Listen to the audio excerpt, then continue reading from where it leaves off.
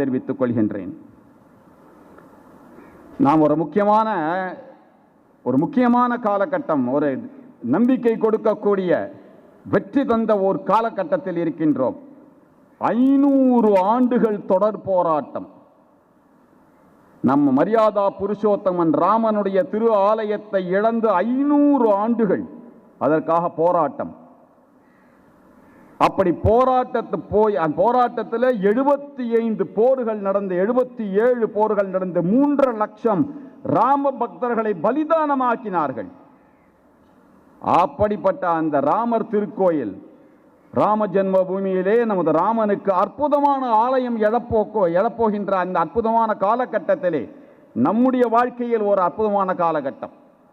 வருகின்ற ஜனவரி மாதம் 22ஆம் தேதி அயோத்தியாவில் ராம ஜென்ம பூமியில் ராமனுக்கு ஆலயம் எழும்ப போகின்றது. கும்பாபிஷேகம் நடக்க போகிறது. பல பேர் நாடு நெடுகிலும் அதுக்கு போக போகிறாங்க.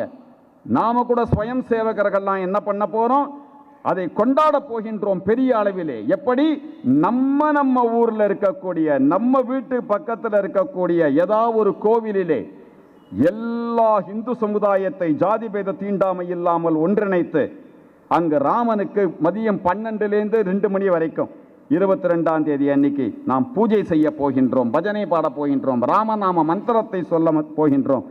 எந்த மந்திரம் 500 ஆண்டுகள் தொடர்ந்து சொல்லப்பட்டு எந்த மந்திரம் பல்லாயிரம் பக்தர்களை ஓங்கி பிடித்து உயர்த்தியதோ அப்படிப்பட்ட மந்திரமான வெற்றி மந்திரம் சொல்லக்கூடிய ஸ்ரீராம ஜெயராம ஜெய ஜெயராமா என்ற அந்த திரையோதாட்சரி மந்திரத்தை சொல்லி அன்னைக்கு மக்கள் எல்லாம் சொல்ல வைக்கணும். மினிமம் 108 முறையா ஒவ்வொருத்தரும் சொல்ல வைக்கணும். கோவிலிலே சந்தித்து அவங்களுக்கு பிரசாதங்கள் வழங்க வேண்டும்.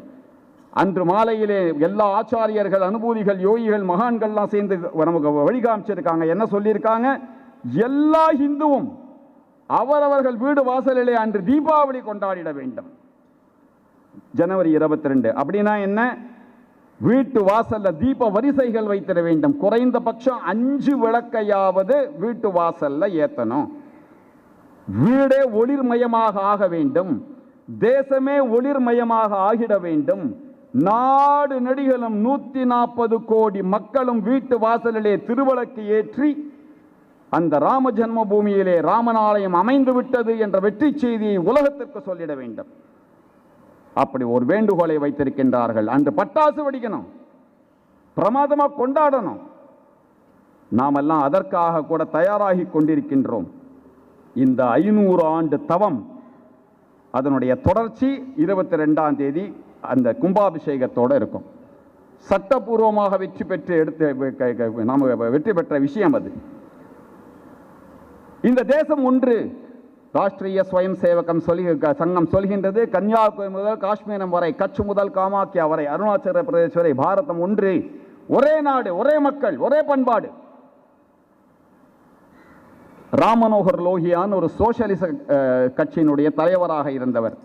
அவர் அழகா சொல்லுவார், தெற்கையும் வடக்கையும் ராமன் இணைத்தான், கிழக்கையும் மேற்கையும் கிருஷ்ணன் இணைத்தான், பாரதம் முழுவதும் சிவன் இணைத்தான். அப்படி சொல்லுவார்.